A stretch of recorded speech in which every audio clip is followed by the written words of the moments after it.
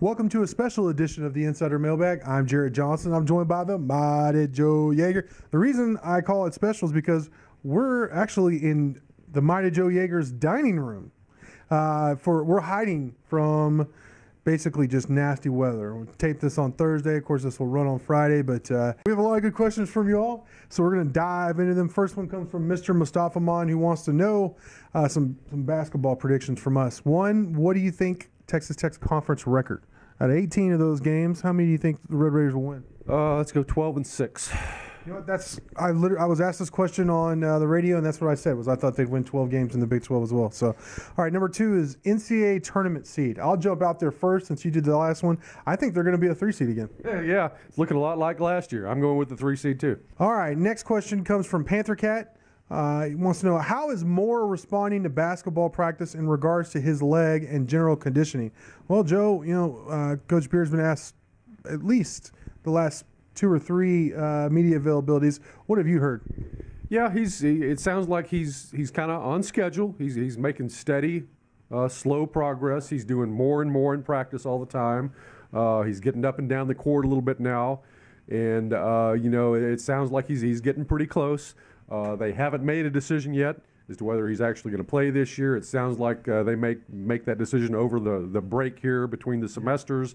I personally would say I think there's probably about a 60% chance that he plays this year. That would be my unofficial or official, whatever you want to call it, but that's my guess.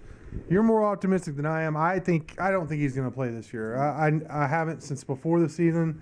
Just kind of talking to him, getting the pulse through the program. I think they were open. They were going to see, and I think he could, but I think they want him to be like 100% all ready to go. I think there's a better chance of Kevin McCullough playing, to be honest. I don't think either one of them are going to play this year, but I think there's a better shot of Kevin McCullough playing than who is getting on campus. By the time you see this, he may be already on Texas Tech's campus. So he told me the 14th is when he was going to be moving in. So they have a plan. They're going to see. They're not going to rush either one of those guys out there. All right. Next question comes from 2411 21st, who wants to know our honest opinion on of the offensive line talent that remains in the program. I think this is a great question because I think our answer would have been a lot different before the season than after the season. He actually has a second question, but let's answer this first one.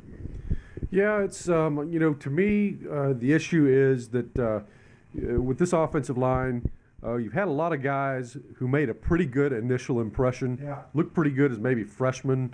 You thought, okay, you really got something here, but haven't really taken that next step up too much. And so that's a little bit of a concern. Maybe with this new coaching staff, they'll be able to coach these guys up and get a little bit more out of them. Because, last year the offensive line was hardly a team strength, to say the very least. In fact, it was going to be. Yeah, that's exactly right. I'd go so far as to say that Paul Staywars, recently graduated, was probably your best all-around offensive lineman last year. Yeah, he's going to be a loss because Tech played Bailey Smith when he wasn't there, and Bailey Smith seems like a good guy. I think he's an experienced reserve for you, but I have a hard time believing he's a starting center in the Big 12. That's just my opinion. They do have some talent. They regressed last year. I think a lot of the talk of the talent on the offensive line, including for me, I'll just say myself, was assuming they were going to progress, and it didn't really happen. I still think Jack Anderson's one of the better offensive linemen in the Big 12, though he struggled some this past season. I think Travis Bruffy has a lot of talent, but he was hurt all year. He had 2 bad wheels, and that's really tough at left tackle, blocking some of these guys off the edge in Power 5 football. But he needs to come on. Most of the times, most of y'all out there aren't going to really care about those excuses, but that was legit. And then Terrence Steele, man, he's an enigma to me. He's a guy. He's one of the strongest guys on the team. You see him on 2/3 of the plays. He looks like a really good, rock solid, very good offensive lineman. But the other third, if he's not being flagged for penalties, he's getting beat. And that's not – you can't be a good offensive lineman just 2/3 of the time and be a good offensive lineman. So he's going to have to come on. He's going to have a big senior year. Like you said, maybe Steve Farmer, the new offensive line coach, will help. They're going to be more of a zone blocking scheme. Maybe this offensive line will help that. maybe some of the up-tempo things that David Yost is bringing as offensive coordinator will help. We'll have to see, but I do believe there's talent. You have a Dawson Deaton who he struggled some being thrown on the fire, but I think he can get it done. Your guy, Pancake Panicotti, hey, Gio. You know, I like what I saw from him last spring. So, assuming he comes back, I think he's another guy.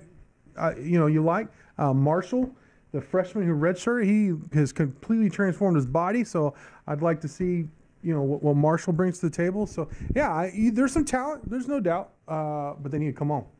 The second part of 24-11, 21st question is, what do we think about Vasher and Wesley are leaning as far as declaring? Well, I feel pretty confident that Antoine Wesley is going to the NFL at this point. But, of course, you asked this question before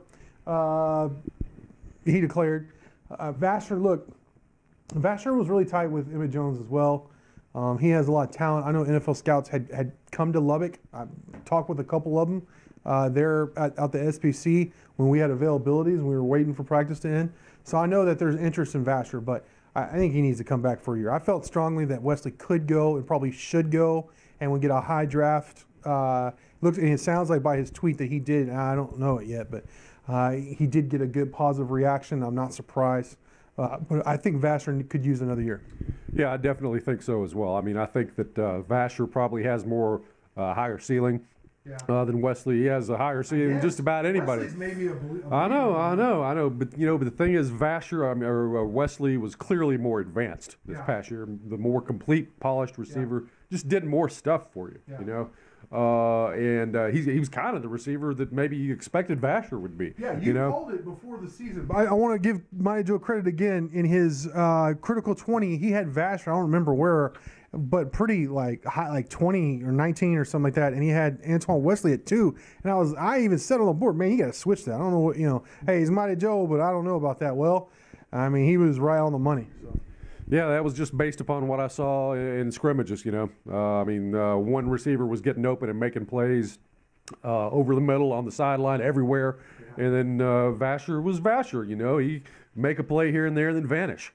Vanishing Vasher sometimes sometimes, I think with Vasher, what he's got to do is he's got to be more of an effort guy and have his motor running all the time. To me, sometimes I think maybe he takes a play off from time to time, and Wesley really did not. I mean, I think Wesley, those last couple of games of the year, maybe got beat down a little bit, and I think that probably had something to do with it. And obviously, you had some quarterback issues as well. Quarterback issues, exactly. So, but what it comes down to is, I agree. I think Vasher needs to come back and work on some things, and if he gets it going, he could have a season like Wesley just had this year. Yeah.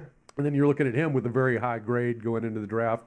And I think that's the way to go. Quasimodo wants to know, he says, speaking of football, what are we most excited about for the football season next year? Yeah, it's just, to me, it's basically the curiosity factor of, how different is it going to be? I mean, listen, look, they're still playing football. You still got 11 guys on defense, 11 guys on offense, kicker, punter, returners.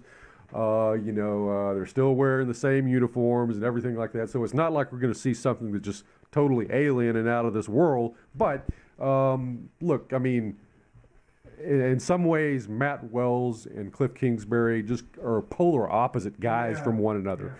Yeah. And you just kind of wonder how that's going to translate to the field. Are we going to see a Texas Tech football team that has more apparent fire in the belly? Toughness, a team that really flies around and plays hard all the time. That's kind of what I'm looking for in terms of there being a big change next year on the field. Is that going to translate into a big change in the win-loss column? I don't know. But again, that's the curiosity factor. Yeah. That's, for me, that's just what it comes down to, is just to see how different it's going to be. All right, our final question comes from BF Matador 2012, who says, maybe a dumb question, but what are our initial thoughts as far as Wells recruiting? Well, I'll jump in here, Joe, and just say, look, I don't want to say polar opposite, but there are a lot of differences already. For example, just before we started taping this, I saw a notification from Wells' Twitter account, which, by the way, Wells has already tweeted twice as much as Kingsbury has in the last 3 years, just in the 3 weeks he's been here. Now, whatever your stance is on Twitter, like, and Joe's no big fan of Twitter, it is a big part of college football. It's a big part of our society. It's a big part of the kids today. And you have to have a strong presence on Twitter, and Matt Wells obviously does. Every time he tweets out a wreck, and we all go flying, going a tizzy, and everything. As far as that is concerned, it's night and day on social media. He just tweeted out, thank you to the Texas High School Football Coaches Association. I always thought, why didn't Kingsbury say that? Part of it may have been he's just like, I'm not going to try and draw attention to myself. But the bottom line is you kind of have to. That's part of the role he's playing. It's almost like a politician, CEO, being a head football coach at a Power 5 program like Texas Tech. So I like that he does that. I tell you another thing, Wells will work a room. And that applies to recruiting too. Look, like I said, I like Kingsbury a lot. Personally, I think he's a great guy. But you could always tell in a lot of public functions, and I'm like this personality-wise, so I'm more like Kingsbury than I am Wells, if I'm being honest about it.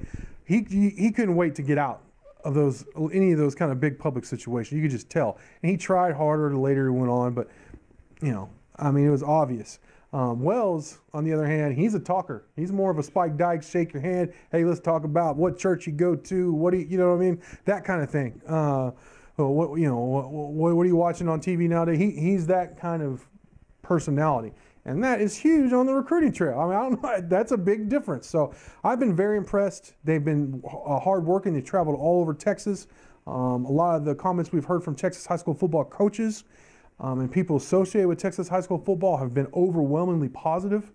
More comments in that regard than we've heard in years about Texas Tech football. So I'm really impressed. They flipped a couple of guys back already who decommitted, Alex Hogan, and then as of Thursday, Maverick McIver. They have a big group of recruits coming in, including Stephen Parker, 4-star defensive end, who told me it's a possibility he could get back into the fold. And I've already put in the crystal ball for him to do so with my prediction. So I've been very impressed. I think just like we were talking about with the seasons, it'll be hard to judge until we see them go through a full cycle. But just as far as them coming in, getting Nelson Mabanasour back into the program, already improving depth there on their defensive line, and then what they've done to keep this commitment list together or bring guys back in the fold has been very impressive to me, Joe. Yeah, absolutely. And when you're trying to sell something, that's what coaches do. They're selling their program. They're selling their university. They're selling the city or the town that it's in. Yes. It helps if you really engage with people. If you try to make yourself liked, and not saying that Kingsbury wasn't likable, and in many ways, this is the way I'd put it. Kingsbury, to me, was more admirable than likable. Yeah. He's a guy that you knew that there was something kind of saintly about the person in a lot of ways. Yes. Don't want to go overboard, but I think there's some of that there. Saying, yes. Yeah, but he just wasn't the sort of guy that necessarily connected on a personal level with people very much. Until he got in the program. Now, day to day, one-on-one, he was tremendous, and his players' sentiments echoed that. But not for recruiting purposes, which is what we're talking about. Yeah, right. I think Kingsbury, it takes a while to get to know that guy. And for him to get to know people with a guy like Wells, it's kind of like instantaneous. It's like fireworks going off. He's just full of energy, and like you say, the good politician, shaking everybody's hand, kissing every baby, doing all that stuff. Which is important. It is, and that's going to make a difference. It really will. And I think that as more people get to meet him, they're really going to like him, and I just think that will definitely pay off on the recruiting trail. And it's not going to obviously going to translate into a blue chip high level class this time around, not this year, but give him time, and I think even next year you're going to see some stuff to probably make your head spin a little bit. Whoa, man, we're in on this guy. This guy committed to us. I think there's going to be some good things. Absolutely. Speaking of good things, great stuff from you as always, Joe. Thanks for opening up your house, your home to all of us. Really appreciate it. Thank you all for watching, and until next time.